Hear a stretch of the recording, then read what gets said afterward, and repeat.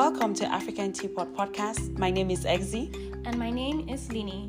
Join us as we journey through Africa's vast variety of culture and heritage. We explore issues most African families face, both home and abroad. Make sure to like, share, and follow this podcast. Join the conversation on social media and let your voice be heard. Hello guys, welcome to African Teapot Podcast. Of course, this is Exy. And I'm Linie. Yes, and welcome to the house, guys. You are now a Teapottian. I saw a couple of numbers that show we have new subscribers. Thank you for being here. And yeah, you came for a juicy episode today. And just so you know, this episode is going to be 2 parts. So yeah, because we think we have a lot to say, right? Of course. What happened there? You had a glitch problem? Yeah, my brain glitched.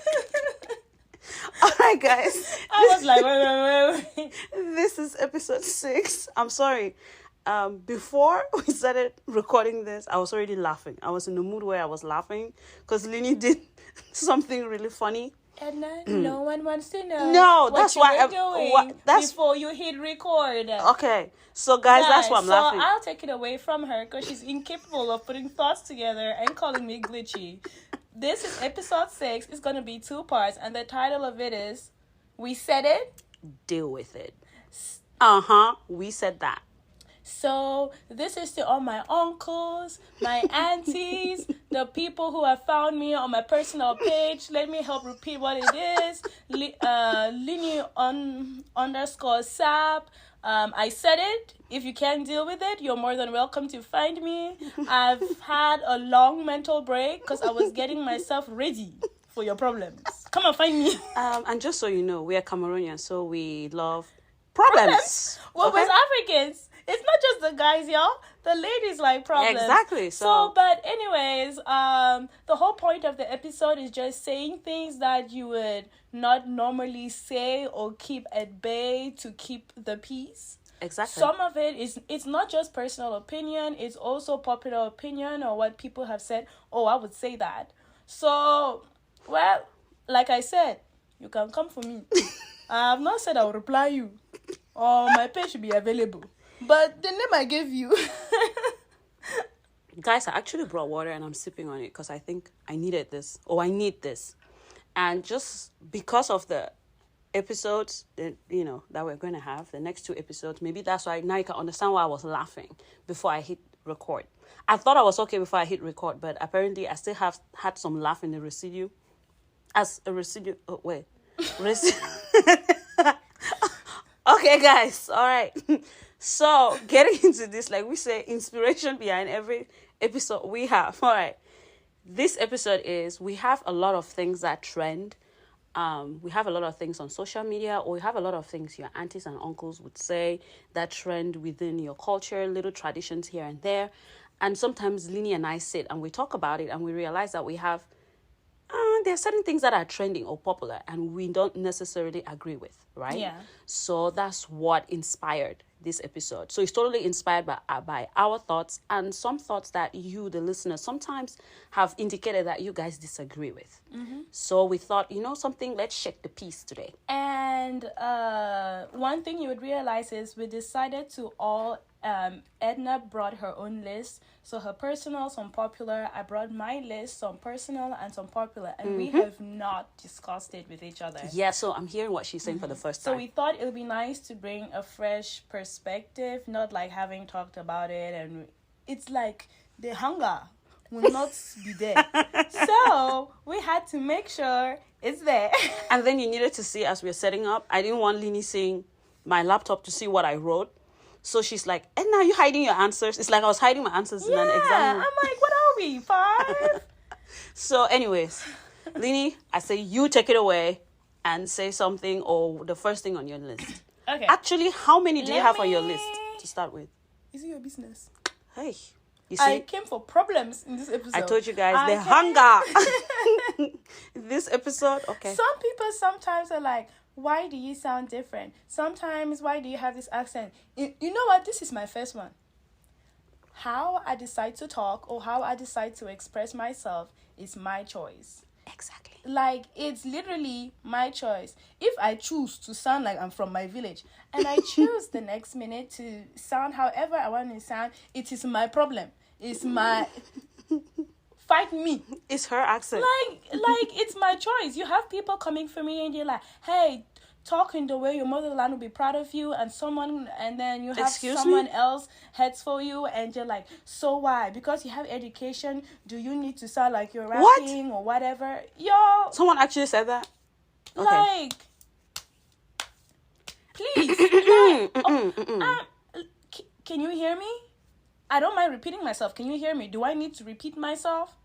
But if you can understand both, like, people who speak French, speak English, speak Portuguese, speak German, they have 4 languages. They choose which one to express themselves in.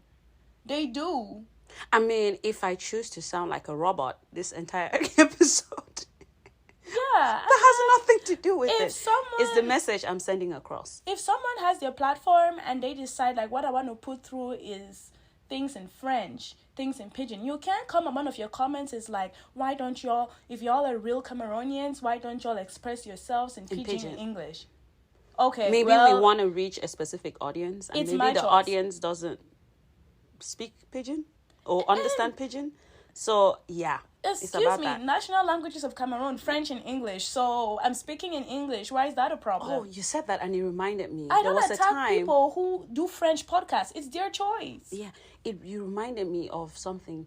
I can't remember the word, but you know there are certain words that culturally are synonymous to people of a set place or culture, right? Yeah. So maybe here people would say things like, oh, you tripping, right? In Cameroon, they necessarily wouldn't say that, right? Tripping in Cameroon means you're literally falling over, right? So I may do a post and use certain words because maybe most of our audience is from Cameroon or most of our audience is from Africa. It depends. Or if I'm saying something that is geared towards our American audience, there are choices of words we would use, right? That's so true. Sometimes correcting context, it goes back to what you're saying. It's not necessary. You're not Mr. or Mrs. Know-it-all, because I know who I am targeting and I know how they would receive the information. There is a way that if you want to enlighten people in Cameroon, if you don't put information in a specific way, they are not going to understand it and they won't take it either, right? Because it sounds abstract. So I didn't know people were literally on Linie about our accents or how we present ourselves on the podcast. It really doesn't matter, like she said. It's about what we're saying. Not about how we're sounding. And if she chooses to we sound a little bit serious like I do versus maybe sometimes the playful goofball that I am, it's a choice, right? And the two blend. It blends. Sheesh. Leave Linie alone. Yeah. I'm glad you got that one out of the way. I'm sorry. Okay. Back to you, Edna. Okay. Now I know this is coming from this, just going to this. Okay, the first on my list is, just as women have preferences, men do as well, and it's their right. Preferences in what regard? Let me give an example. Calm down, those of you listening. Calm down. Let me get there. Let me give this as an example. It's like, oh, if a man says he prefers a woman that can cook, right? Or he prefers a woman that would be able to clean and take care of the house, right? It's a preference. A preference means it's what he prefers. Maybe when he meets a lady, he may change some of those preferences and compromise, but that is his list, is his preference. Just as we females have a list. We want a tall guy, we want a guy that earns a certain amount, right? We want a guy that drives a nice car, we want a guy that lives in a safe neighborhood, or whatever your preferences are. A guy that works out in a gym, a guy who is fit. They are your preferences. Now, when you meet somebody, would you compromise some of your preferences? Yes, the same thing applies to men. But it's almost like men are dragged for having a preference list, but women can have preference lists. And honest to God, some of the things on there are interesting. But yeah, I thought I should say that. Mm-hmm. I mean, that's why they say you're my person and you're her person. Exactly. I want a 6-foot guy. You don't want a 6-foot guy. Like, you're okay with either. So it's the guy's choice. If he chooses, I want my girl to be able to cook jolly, fufu, my traditional meals, or whatever it is, that's his right. choice. You're just not his cup of tea. His cup of tea doesn't have to be you. You just have to go to where you're valued for what you are. Exactly. Don't go. No, if you decide to be like, you know what, I don't mind, I'm going to cook the food every day, then you're his girl. If you're like, I'll cook this food for like 1 week, then I'll stop cooking. You're not. Like, don't waste your time. Don't waste his time. Move along. And I'm saying it for the guys to make your intentions clear. Don't tell a girl, oh, I'll manage it. Be loud. Make your point. Because women are coming at you and telling you you don't have a choice doesn't necessarily mean you don't have a choice. You do. Exactly. It's 3 girls, it's to 1 guy. Mm-hmm. Or No. how many? Or is the Yeah, but proportion it's even more 5. skewed than that? It's 5 to 1. The ratio is 5 to 1. Because I'm like... So, guys, everybody has preferences. And this word of, settling, everyone is settling because you compromise something. So, everybody settles. Get off your high horse. You are not the only one with a preference list. You are not the only one who has a checklist. And just because a man has a checklist doesn't mean he's misogynistic or something. Like, let's get off this thing. Oh, he's oppressive. He's an old thinker or something. No, it's not. It's just a preference list. Yeah. Period. And Linie? we said it, so deal with it. Exactly. On to you, Linie. What is your number 2? That felt so good. I know you're going to come for me, but I know it, but it's okay. Let me see. I think this one actually... I don't know if this one ties in or it doesn't tie in, but I'm going to throw this one out there. Mm-hmm.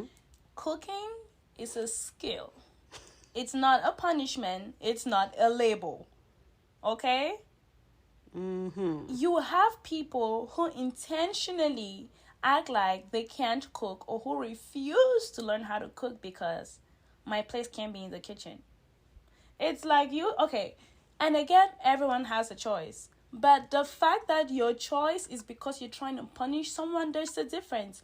I, for one, everyone knows I can't whistle. I can't snap my fingers, right? Mm-hmm. Like, I've tried. I can't. So at this point, I'm just like, okay, I've agreed. I'll stay out of the fun of doing that. Right. Versus me being able to, and I'm like, when I snap my finger, it's like someone over there smiles. So guess what?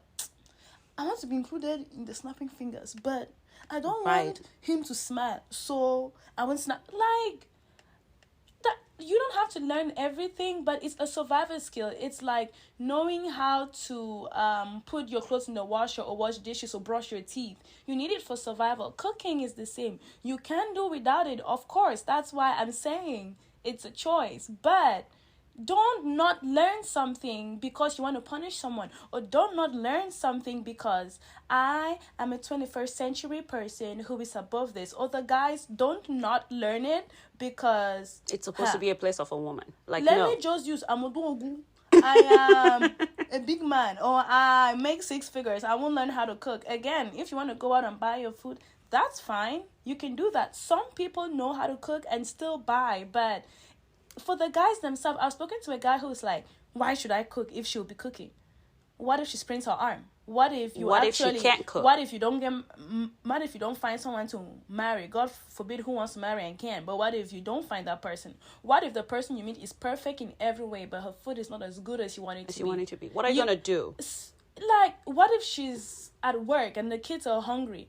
What if you're hungry and your car is broken? What if your DoorDash isn't working? Like, let's give ourselves the best chances to be successful. Let's give ourselves every option we have, and then it still failed, but we tried. You can't limit yourself, your potential, and your abilities because you're punishing someone. And your gift. Yes. You know what? I'm not interrupting. Because guess what? That's my point 2 on my list. I knew we were going to have similar points. Okay. You know what my point 2 is? It ties. Feminism has nothing to do with cooking, but more about respecting female rights. Period. When our great-grandmothers were talking about cooking and being in the kitchen, they didn't mean that they didn't want to cook for their families. They meant that was all they were worth. Right? She can't work. She can't do anything. Her place was in the kitchen. They were in no shape or form talking about the fact that you start pretending like you can't cook or you refusing to learn how to cook. Because cooking is a skill. Back in the day, feminism was about men also having a know-how or know about of their own homes, right? Be able to know your kitchen, be able to assist her, be able that she can take a break. That's what it meant. If the woman could join the workforce, then a man could assist her in the kitchen. It didn't mean that women throw your hands up in the air and say, well, I'm not going to cook, right? Well, I'm not going to cook in a man's house. But the moment you marry a man, that becomes your house too, right? Yeah. You get my point? So why aren't you cooking in your own house? Like, it makes no sense to me, right? The fact that you are silly, not the word silly, but you're emotionally short-sighted, that someone used you and you were cooking in his house for years and he played you, has nothing to do with your cooking skill. It has everything to do with your emotional maturity, right? And your mental state. It has nothing to do with the skill. Cooking is not the enemy. Like, it's the mindset behind cooking. So a guy who appreciates a woman that cooks, that woman will cook for them. And you should, because it's a skill that he should appreciate you have, right? If you're a woman, you're dating a man who cooks, wonderful. It's something that you should still be thankful for. It's kind of like if a man is supposed to provide for a home, does that mean we don't thank him every now and then for doing that? Of course, we thank him for still being able to lead us, for still being able to provide and protect. There is nothing wrong with that. How about men who thank their women for giving birth to children? Doesn't it mean that giving birth is a natural thing to you, a woman? It is. But he's still thankful, right, that you are who you are in his life. So I'm sorry, there is nothing wrong with cooking. It's the people that cook and the people who receive the cooking that have a problem. Leave cooking alone. Yeah. So I thought it ties with your number 2. And my favorite thing to say. We said it. Deal with it. Oh, that's good. Okay, the next thing I have, it kind of ties in again. Golly. It's about feminism, huh? Yeah. This is what I have to say. I personally think there are 2 types of feminists, right? And I keep trying to explain this to people, and that's the best way I figured out how to say it. There's the feminists like at level 1, and there's the feminists at level 5 or at level 10. This is the definition of feminism. I looked this up because it's been aching my soul. It has. It's been aching both of us, actually. So this is what the textbook definition of feminism is. Feminism is a collection of socio-political movements and ideologies that aim to establish equality for the sexes in all aspects of life. Feminism is based on the idea that women are treated unfairly in societies that prioritize the male perspective. Some things directly involved in feminism: equal pay in the workplace, reproductive rights, women's suffrage, right to an education, protection against sexual harassment and assault, the right to own property. Right. Again, let me go back to my previous point. Why are you depriving yourself to cook because you're a feminist? And clean your own home. You're a feminist. Come on. Or why do you get up and tell a guy that, ladies look for all sorts of ways. Me, respect. I'm like, it's called respect, right? Waking up in the morning and saying good morning to someone. Me, greet you first. Why didn't you greet me first? Y'all, Okay, Linie, I think we should cut it here. Yeah. If not, we are going to drown you guys in the very first part of this 2-episode series. Yeah, we want you to think about it, munch over it, sip some tea to it, take some shots to it, and then we shall see you for episode 6.2. Yay! And depending how that works, we'll see if we need to come up with another thing. Yeah. And remember, send us some things, and you can always finish it off with, you said it, we deal with it, okay? Exactly. Thanks for listening, and make sure to join us for our next episode. Follow African Teapot on both Instagram and Facebook for daily inspiration and motivation. Subscribe to our YouTube channel, African Teapot Podcast.